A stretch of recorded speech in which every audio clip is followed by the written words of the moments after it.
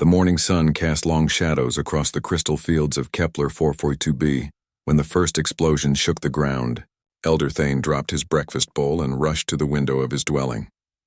Black smoke rose from the mining facility in the distance, and strange ships moved across the orange sky like metal insects. The Volari had lived peacefully on this world for 300 years. They were gentle people, tall and thin with silver skin that shimmered in the light. Their hands were perfect for delicate work, and they had built a thriving colony around the rare crystals that grew in the planet's caves. These crystals powered ships across the galaxy, making them very valuable. Thane's communication device buzzed with urgent messages. The mining supervisor, Keln, was screaming about soldiers in the main facility. The Port Authority reported that massive ships had landed without permission. Children were crying in the background of every transmission. "Sir, you need to see this," said Mira, Thane's young assistant.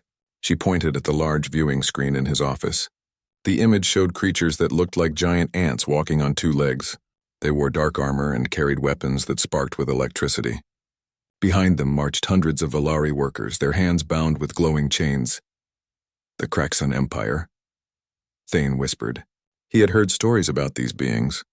They conquered worlds and turned the people into slaves.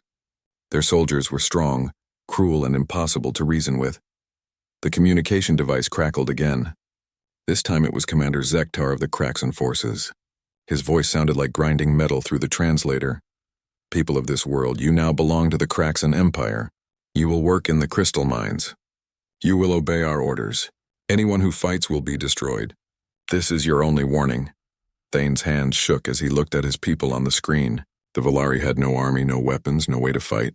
They were miners and farmers, not warriors. But maybe someone in the galaxy would help them. "Mira, activate the emergency broadcast system," Thane ordered. "Send a distress signal to every world within 1,000 light years." The young Volari worked quickly at the control panel. Soon, their desperate message was traveling through space at the speed of light, carried by quantum transmitters that could reach across the galaxy. "This is Elder Thane of the Volari colony on Kepler 442b. We are under attack by the Kraxan Empire. Our people are being enslaved. We have no military, no weapons to defend ourselves. Please, if anyone receives this message, we need help. We need rescue. Our coordinates are..." The message went out again and again, an automated distress call that would repeat for days. Across the galaxy, different species received the transmission. The Zentari Council discussed it briefly before deciding the distance was too great. The Helix Federation said they were already fighting their own war. The Quantum Collective calculated that the cost of helping would be too high. Most species had the same response: sympathy, but no action. The Kraxan Empire was powerful and dangerous. Their ships were heavily armed, their soldiers brutal. It was safer to ignore the plea for help than to risk making enemies, but the message also reached the outer colonies of Earth. Captain Yunho Kim was drinking coffee in his quarters aboard the Iron Resolve when the communication came through. He was a short, stocky man with graying hair and scars on his hands from years of military service. His ship was docked at Titan Station for repairs after their last mission. "Captain, we're receiving a galactic distress signal," said Somin Park, his chief engineer. She was a brilliant woman in her 30s who could fix anything and build weapons that most people had never imagined. "It's from a species called the Volari." Yunho listened to the message with growing anger. He knew about the Kraxan Empire. They had tried to attack a human colony once. It had not gone well for them, but apparently they had not learned their lesson. "Sir, the Galactic Council is discussing the situation," reported Ji Wuhan, the communications officer. She was monitoring the diplomatic channels between different alien governments. "Most species are refusing to help. They say it's too dangerous." "Too dangerous," Yunho repeated with a bitter laugh. "These aliens don't understand what dangerous really means." Taewan Lee, the navigation officer, looked up from his console. He was a former Navy man like the captain, and his face showed the same anger. "Sir, the Kraxan have 13 ships in that system. They're using the planet's own population as slave labor to mine the crystals." 13 ships, Somin said thoughtfully. "That's a lot of firepower." "Not enough," Yunho replied simply. The captain opened a channel to Earth Command. Admiral Chen's face appeared on the screen, looking tired. She had been fighting bureaucrats all day, trying to get permission for a rescue mission. "Yunho, I know what you're thinking, but the Council wants us to send medical supplies and maybe evacuate a few refugees. They specifically said no military action. Admiral, with respect, the Council doesn't understand the situation. These Kraxan will kill every Valari on that planet once they're done mining the crystals. We've seen their pattern before. Admiral Chen was quiet for a moment. She knew the captain was right. Humans had only been part of the galactic community for 20 years, but they had learned quickly how things worked. Most species preferred to avoid conflict even when innocent people were dying. What are you proposing, Captain? Let me take the Iron Resolve to Kepler 442b. Tell the Council we're delivering humanitarian aid. And if they ask what kind of aid? Yunho smiled, but there was no warmth in it. The permanent kind. Admiral Chen nodded slowly. I never heard this conversation. Your ship is loaded with medical supplies and food for refugees. Nothing else. Understood, Admiral. After the transmission ended, Yunho called his senior officers to the briefing room.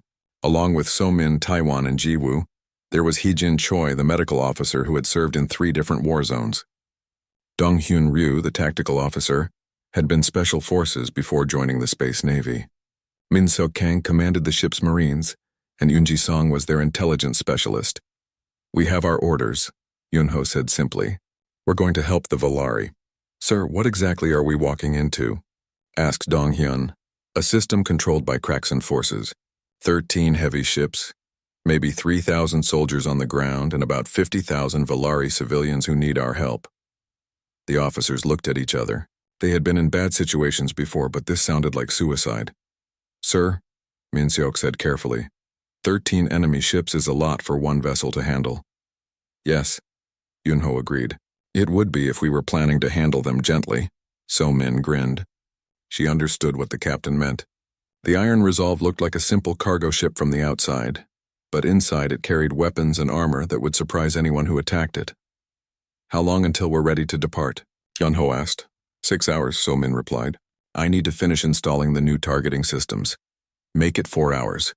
The Valari don't have time to wait. As his officers left to prepare, Yunho looked at the star charts. The journey to Kepler 442b would take 3 days at maximum speed. He hoped the Valari could survive that long. The galaxy was about to learn that when humans received a distress call, they didn't just send aid. They sent something much more dangerous. The Iron Resolve dropped out of hyperspace at the edge of the Kepler system with barely a whisper. To anyone watching, it looked like just another cargo hauler making a routine delivery.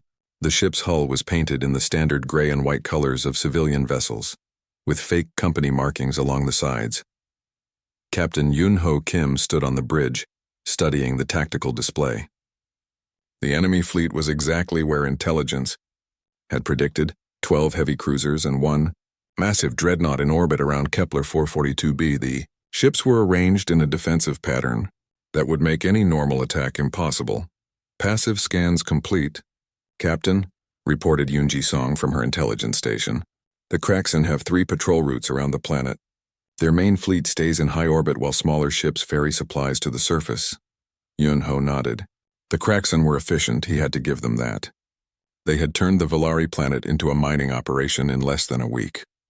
Streams of cargo ships moved between the surface and the fleet, carrying precious crystals up to the waiting vessels. So-min, status report on our systems, the captain ordered. Chief Engineer So-min Park checked her displays. All weapons are powered down and hidden behind false panels. To their sensors, we look like we're carrying medical supplies and food processors.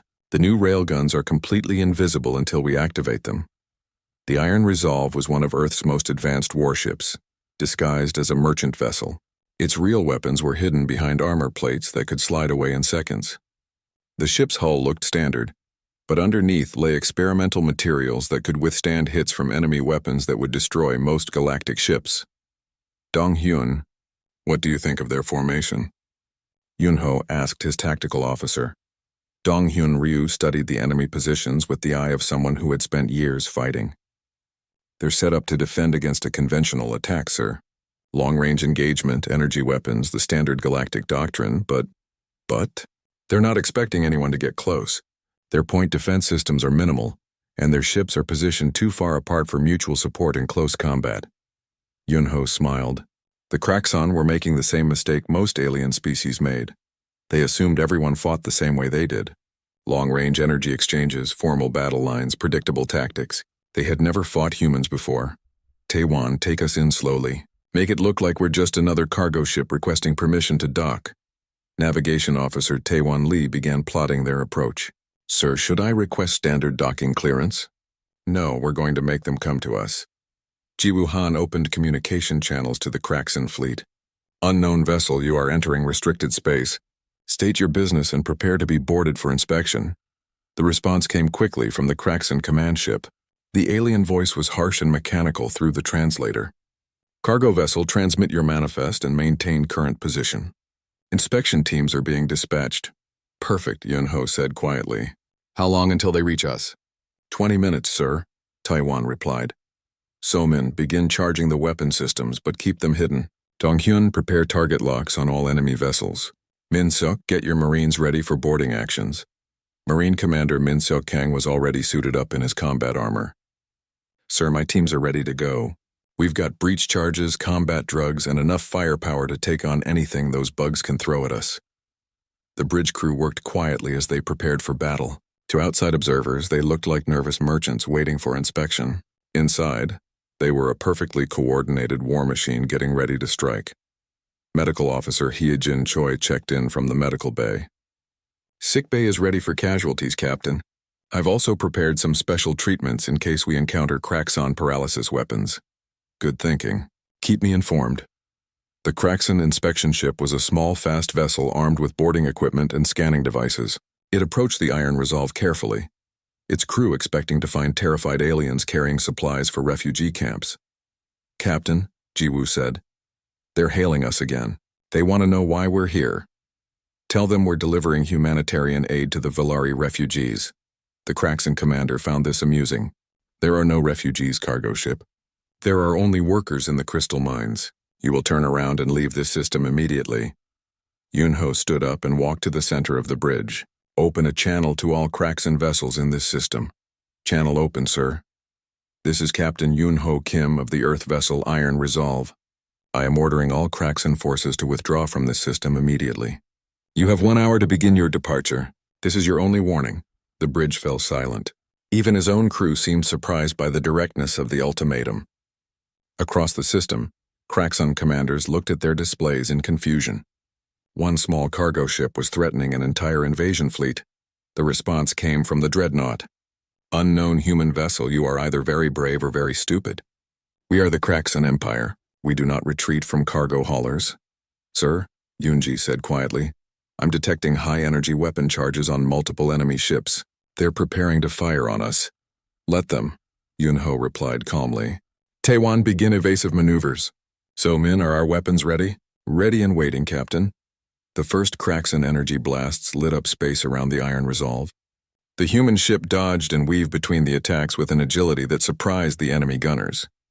This was no ordinary cargo vessel, sir. Their inspection ship is moving to attack position, Donghyun reported. Take it out. The Iron Resolve's hidden weapons revealed themselves in a burst of sliding armor panels. Railguns emerged from what had looked like cargo compartments. Energy weapons appeared where sensor arrays should have been. In seconds, the disguised merchant vessel transformed into a predator. The first railgun shot hit the Kraxan inspection ship dead center. The metal projectile accelerated to incredible speed, punched through the alien vessel's shields and armor like they were made of paper. The ship exploded in a brilliant flash. What was that? Came a panicked transmission from the Kraxan fleet. That, Yunho said calmly, was your one warning. You chose to ignore it.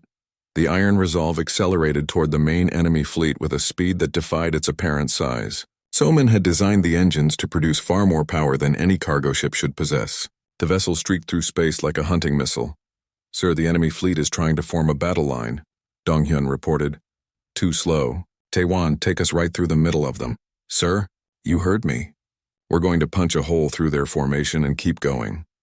The Kraxan commanders could not believe what they were seeing. The human ship was charging directly at their defensive line, making no attempt to engage in proper long-range combat. It was either suicide or madness. It was neither. It was human tactics. The Iron Resolve hit the Kraxan formation like a hammer. Its experimental armor absorbed energy weapon hits that should have destroyed it. Its point defense system shot down incoming missiles with inhuman accuracy, and its weapons fired continuously, targeting enemy ships with devastating effect. Direct hit on enemy cruiser number 3, Dong-hyun called out. Her shields are down and she's losing atmosphere. Keep firing. Min-suk, prepare boarding teams. Sir, we're going to board enemy ships in the middle of a fleet engagement? That's exactly what we're going to do. The Kraxan had never seen anything like this. Their enemies always fought at long range, using careful tactics and avoiding risks. But these humans seemed to think that the most dangerous place in a battle was exactly where they wanted to be. Captain, Jiwoo reported, I'm receiving transmissions from the Galactic Council. They're demanding to know what's happening here. Tell them we're delivering humanitarian aid, the permanent kind. As the Iron Resolve carved its way through the enemy formation, explosions lit up the space around Kepler 442b. The Kraxan fleet, which had seemed so powerful and intimidating, suddenly found itself in a real fight for the first time in years. On the planet's surface, Elder Thane and his people watched the battle with amazement. The single ship that had come to help them was fighting 13 enemy vessels and winning. Who are these humans? Mira asked in wonder. Thane shook his head. I don't know, but I think we're about to find out why the galaxy calls their world a death world. Above them, the Iron Resolve continued its deadly work, proving that sometimes the most dangerous thing you can send in response to a distress call is not a rescue ship, but a warship crewed by people who refuse to let bullies win. Commander Vextar of the Kraxan Imperial Fleet stood in the command center of his dreadnought, watching his carefully planned invasion turn into chaos. In 20 years of conquest, he had never seen anything like the human ship that was currently tearing through his fleet. Status report, he barked at his communications officer. Sir, we've lost 2 cruisers completely and 3 more are badly damaged. The human vessel seems to be immune to our energy weapons. Vextar studied the tactical display. The Iron Resolve was moving through his fleet like a predator among sheep, striking fast and hard before moving to the next target. Its weapons were unlike anything in the galactic databases, metal projectiles that moved so fast they punched through shields and armor without slowing down. What kind of species builds weapons like this? He wondered aloud. His intelligence officer, a nervous Kraxan named Zekrin, consulted his files. Sir, the humans come from a world they call Earth. The Galactic Council classifies it as a Class 12 death world. Class 12? Vextar had heard of death worlds before, but never anything above Class 8. What does that mean? According to the records, sir, their planet tried to kill them every day for millions of years. Predators, diseases, natural disasters, toxic atmosphere changes, ice ages, meteor impacts. Only the strongest and most adaptable survived. Vextar looked back at the display. One of his cruisers was trying to ram the human ship, a desperate move that usually worked against other species. The Iron Resolve simply adjusted course slightly and fired its railguns at point-blank range. The cruiser disappeared in an explosion that lit up half the system. Sir, his weapons officer called out, the human ship is hailing us directly. Put them on screen. The human captain appeared on the main display. He was a short, sturdy man with gray hair and calm eyes that seemed to look right through the viewing screen. When he spoke, his voice was steady and completely without fear. Commander Vextar, I am Captain Yunho Kim. You have 15 minutes left to withdraw from the system. I suggest you use that time wisely. Vextar laughed, a harsh sound that echoed through the command center. Human, you have 1 ship against my remaining fleet. You cannot possibly win this battle. Commander, I think you misunderstand the situation. I'm not trying to win a battle. I'm exterminating a threat. The transmission ended. Vextar stared at the blank screen for a moment, then turned to his officers. All ships, focus fire on the human vessel. Concentrate everything we have. Across the Kraxan fleet, energy weapons charged to maximum power. Missile launchers loaded their deadliest warheads. This would be the killing blow that ended the human threat. On the Iron Resolve, So-Min Park watched the energy readings spike across the enemy fleet. Captain, they're charging for a massive coordinated strike. Every ship in their fleet is targeting us. Good, Yunho replied calmly. Taewon set course for the gas giant. Maximum speed, sir. Taewon looked confused. The gas giant was on the opposite side of the system from the main battle. Trust me. The Iron Resolve suddenly changed direction, accelerating away from the Kraxan fleet toward the massive planet that dominated the outer system. The enemy commanders were confused by this apparent retreat, but they followed, determined to finish the human ship. Dong-hyun, I need precise timing on their weapons cycle, Yunho ordered. Sir, They'll be in firing position in 30 seconds. All weapons charged and ready. Tae-1, slingshot maneuver around the gas giant. Use the gravity well to accelerate us back toward the fleet. Understanding dawned on the navigation officer's face. Yes, sir. The Iron Resolve dove toward the gas giant, using its powerful gravitational field to gain enormous speed. At the last second, Tae-1 adjusted their course, sending the ship shooting back toward the Kraxan fleet like a stone from a slingshot. Sir, we're approaching 80% of light speed, Tae-1 called out. This is faster than any ship should be able to survive. Our ship isn't like any other ship, So-min said proudly. I designed her to handle this. The Kraxan fleet was still in firing position when the Iron Resolve came screaming back at them at nearly the speed of light. Their targeting computers couldn't track something moving that fast. Their weapons couldn't turn quickly enough to follow. Fire everything, Vextar screamed. The Kraxan fleet unleashed everything they had, but the Iron Resolve was already past them. Before most of the shots reached where it had been, the human ship's railguns fired continuously as it passed through the formation, each shot precisely targeted at critical systems. Direct hits on 5 enemy vessels, Dong-hyun reported. Their main engines are destroyed. Min-seok, prepare boarding parties, Yun-ho ordered.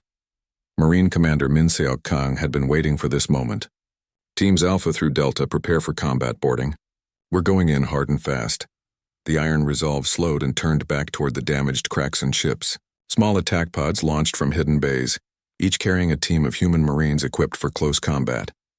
Sir, Yoon Ji-song reported, I'm detecting panic communications across the enemy fleet. They're calling for reinforcements from the nearest Kraxan base. How long until those reinforcements arrive? 12 hours minimum. More than enough time. Jiwoo opened a channel. To the planet's surface, the communication screen lit up with the face of Elder Thane. The Valari leader looked exhausted, but hopeful as he watched the battle raging above his world. Elder Thane. This is Captain Kim. Are your people safe? Captain, most of our population is in the mining camps, but the Kraxan guards are becoming nervous. They're talking about executing prisoners if the battle continues. Yun-ho's expression darkened. That would be a mistake. We don't negotiate with people who threaten civilians. Captain, there are 3,000 Kraxan soldiers on the surface. How can you possibly rescue all of our people? Elder, you asked for help. We don't do things halfway. The first boarding pod hit a damaged Kraxan cruiser with the force of a small meteor. The pod's cutting laser burned through the hull in seconds, and human Marines poured into the enemy ship.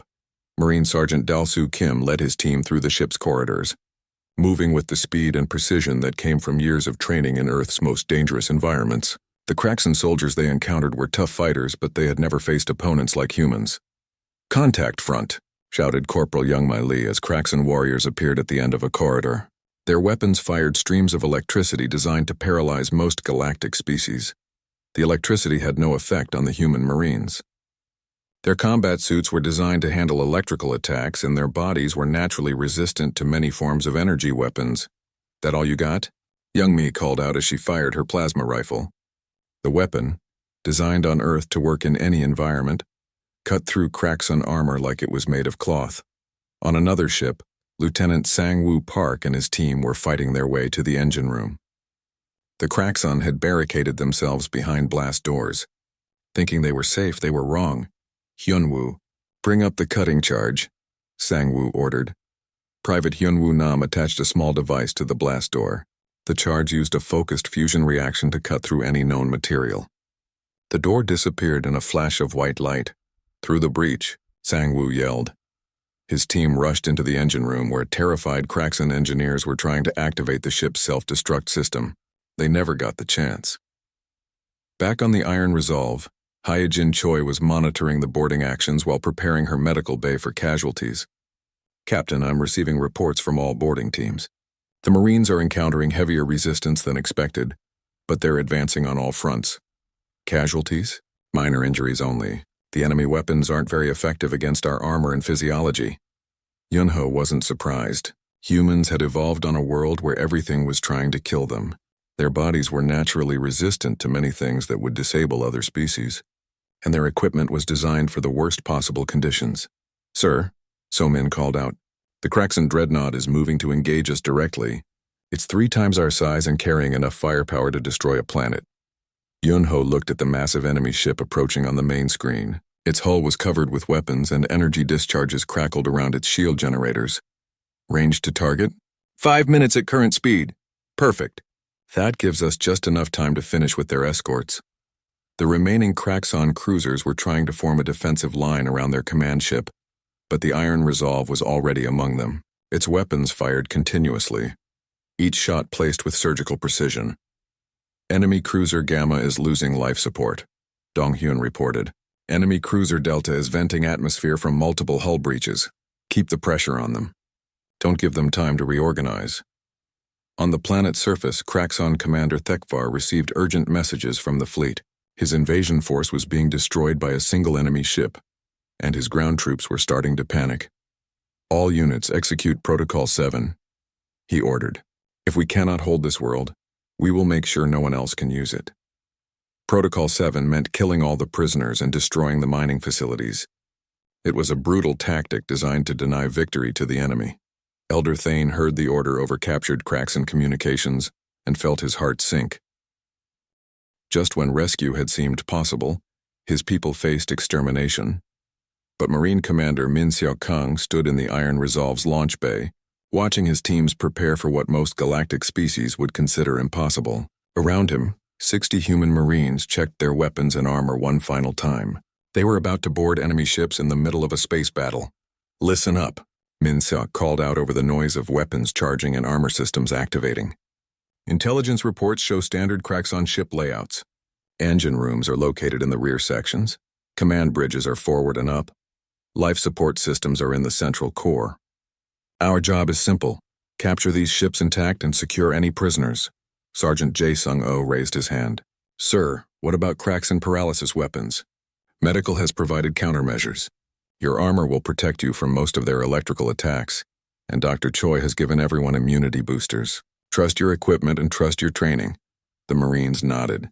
These were all veterans who had fought on the colony worlds, places where the local wildlife could kill you in dozens of creative ways. Armored aliens with energy weapons seemed almost easy by comparison. Teams Alpha and Beta, you're taking the damaged cruiser on our port side. Teams Gamma and Delta, the battleship that's trying to run. Teams Echo and Foxtrot, you're with me on the command cruiser. The first boarding pod launched with a soft thump.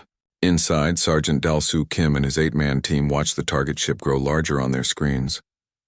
The Kraxon vessel was venting atmosphere from multiple hull breaches, its lights flickering as power systems failed. 30 seconds to impact, called out Corporal Jin Ho Park from the pilot's seat. Target's point defense systems are offline. We're going in clean. The pod hit the Kraxon ship's hull and immediately began cutting through the metal with focused laser beams. Within seconds, a perfect circular hole appeared in the enemy vessel's side. Go! Go, go, Dal-Soo shouted. His team poured through the breach into a dimly lit corridor. Emergency lights cast strange shadows on the walls, and the air smelled of ozone and burned plastic. Somewhere in the distance, alarms were blaring in the Kraxon language. Movement ahead, whispered Private Su Jin Han, pointing down the corridor with her plasma rifle. 3 Kraxon soldiers rounded the corner, their insect-like faces hidden behind combat masks. They moved on 4 legs with surprising speed, their weapons already charging. The aliens fired first, sending streams of blue electricity down the corridor. The energy hit the human Marines and simply dissipated across their armor without effect. That tickled, Sujin commented as she returned fire. Her plasma bolt caught the lead Kraxon center mass, burning through his armor like paper. The other 2 tried to retreat, but human Marines were faster than most species expected. Clear front, Dal-Soo reported into his radio. Moving to Objective Alpha. Objective Alpha was the ship's engine room.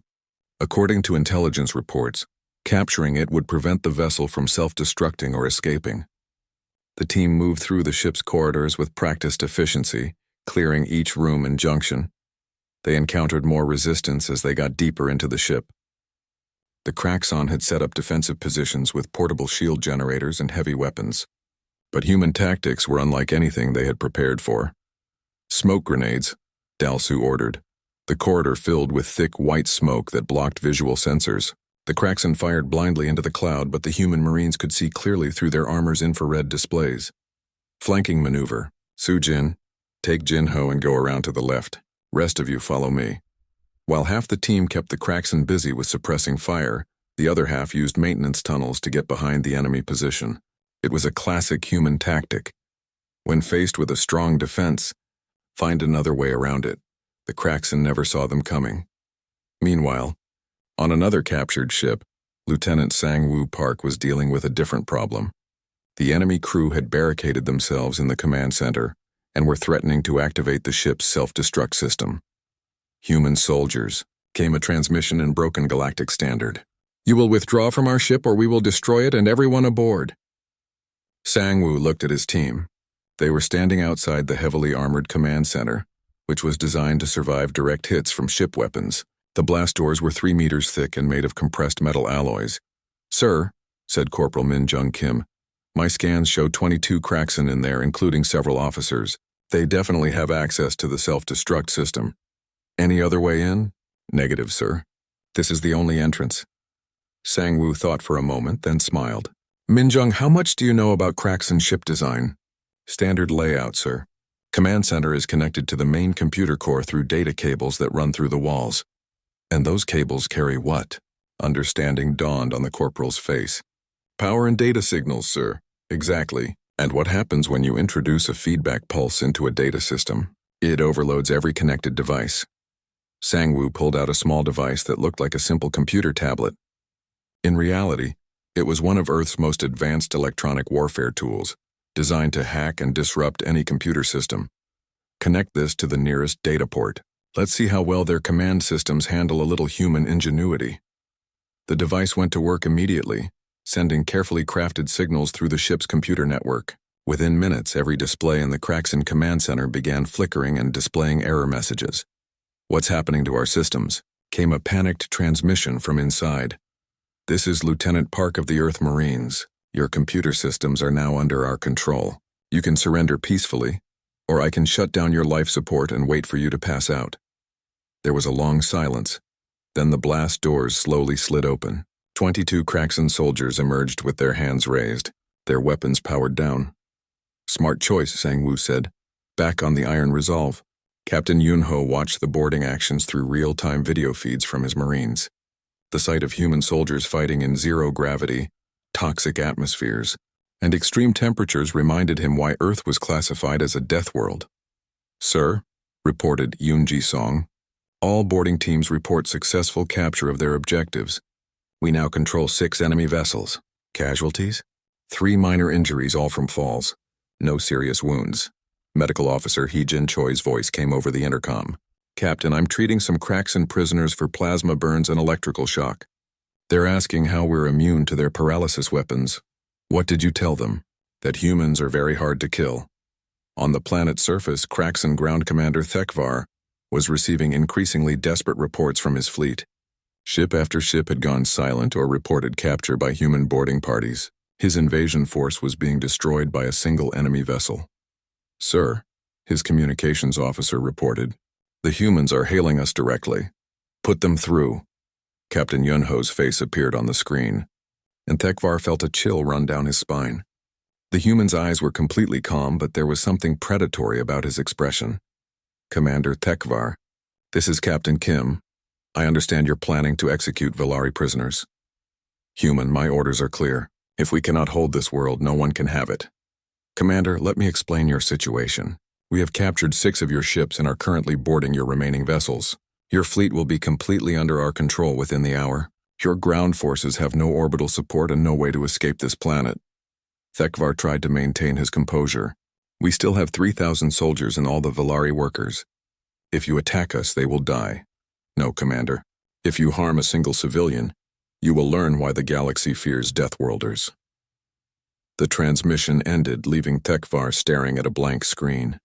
Around him, his officers looked nervous. They had heard stories about humans, but most had dismissed them as exaggerations. Sir, his tactical officer said quietly, maybe we should consider negotiating. Negotiate? Thekvar snarled. We are Kraxen. We do not negotiate with inferior species. But even as he said it, he could hear the doubt in his own voice. The humans had just destroyed his entire fleet with a single ship. Their soldiers were capturing his vessels with ease. Maybe these Deathworlders were different from other species. In space above, Minseok Kang was leading his team through the corridors of a Kraxon command cruiser. This ship was larger than the others and more heavily defended, but human Marines had dealt with worse odds before. "Contact front," shouted Sergeant Young Suk Lee as a squad of Kraxon elite guards rounded the corner ahead. These were not ordinary soldiers. They wore heavier armor, carried more powerful weapons, and moved with the confidence of professional warriors. Their energy weapons were more advanced than standard infantry gear. The first blast hit Corporal Dong Wook Shin square in the chest, sending him staggering backward. But the Marine stayed on his feet, his armor absorbing most of the impact. "Is that supposed to hurt?" Dong Wook asked as he raised his own weapon. The Kraxon guards had never encountered enemies who could simply walk through their most powerful attacks. They hesitated for just a moment, unsure what to do. That moment was all the humans needed. Minseok's team moved with deadly efficiency. Us. Commander Vextar stood alone on the bridge of his dreadnought, watching the tactical display show the destruction of his fleet. 11 ships had been captured or destroyed by the humans, and now only his command vessel remained. The massive warship was 3 times the size of the human vessel, armed with enough firepower to level a continent, but Vextar was no longer confident of victory. "Sir," his weapons officer called out, "the human ship is approaching. They're hailing us." "Put them through." Captain Yunho Kim appeared on the main screen, his expression calm and determined. Behind him, Vextar could see the human bridge crew working efficiently at their stations. There was no panic, no urgency, just professional soldiers doing their job. "Commander Vextar, this is your final opportunity to surrender. Power down your weapons and prepare to be boarded." Vextar laughed, though the sound was hollow. "Human, you may have defeated my escort ships, but this is a Kraxon Imperial dreadnought. I have enough firepower to destroy your vessel 100 times over. Commander, you're making the same mistake your fleet made. You assume we fight like everyone else? What do you mean?" Yunho's expression grew colder. "You're about to find out." The transmission ended. Vextar turned to his crew with renewed determination. "All weapons target the human vessel. Fire everything we have." The dreadnought's main battery opened fire, sending massive energy beams across space toward the Iron Resolve. The weapons were designed to punch through planetary shields and had never failed to destroy any target. The beams hit the human ship dead center, and the Iron Resolve kept coming. "Report," Vextar shouted. "Sir, our main weapons struck their vessel directly, but their armor is absorbing the energy somehow. They show minimal damage." "Impossible. Those weapons can destroy a moon." On the Iron Resolve, So-Min Park watched her displays with satisfaction. "Adaptive armor is holding, Captain. Their energy weapons are actually making our hull stronger. The ship's experimental armor was designed to absorb and redistribute energy attacks, turning the enemy's own power against them. It was technology that no other species in the galaxy possessed." "How long can we maintain this?" Yunho asked. "As long as they keep shooting at us, sir." The dreadnought continued firing, its weapons growing more desperate as nothing seemed to affect the human vessel. Missile barrages exploded harmlessly against the Iron Resolve's point defense systems. Energy weapons only made the ship's armor more resistant to attack. "Sir," Taewon Lee reported, "I'm detecting power fluctuations in the enemy vessel. Their weapons are overheating." "Perfect. Donghyun, target their main weapon arrays." "Targeting solutions locked, Captain." "Fire." The Iron Resolve's railguns spoke with deadly precision. Metal projectiles moving at incredible speed struck the dreadnought's weapon systems, tearing through armor and destroying gun batteries. In seconds, the massive warship's primary armament was reduced to twisted metal. "Sir, they've destroyed our main guns," the weapons officer reported. Vextar stared at the display in disbelief. His ship was still 3 times larger than the human vessel, but suddenly it felt very small and vulnerable. "Launch all fighters," he ordered. "Overwhelm them with numbers." Swarms of small Kraxon fighter craft poured from the dreadnought's launch bays. There were over 200 of them, enough to destroy any normal ship through sheer volume of fire. The Iron Resolve's point defense systems came online, filling space with streams of energy and metal projectiles. The human weapons tracked and destroyed targets with inhuman precision, shooting down fighter after fighter with mechanical efficiency. "Sir," Ji Wuhan reported, "I'm receiving a transmission from the Galactic Council. They're demanding we stop our attack and withdraw immediately. Tell them we're providing humanitarian aid." Yunho replied without taking his eyes off the tactical display. "Sir, They're saying our methods are too violent and that we're violating galactic law. Jiwoo, ask them how many Valari civilians the Kraxan have killed in the past week. The communications officer sent the message and waited for a response. When it came, her face grew grim. They say they don't have exact numbers but estimate around 8,000 dead. Yunho's jaw tightened.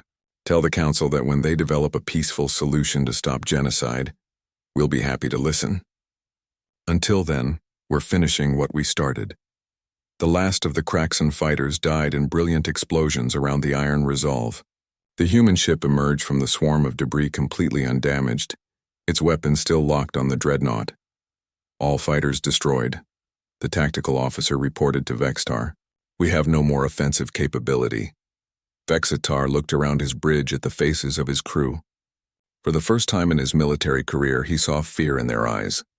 The humans had destroyed everything he threw at them without taking significant damage.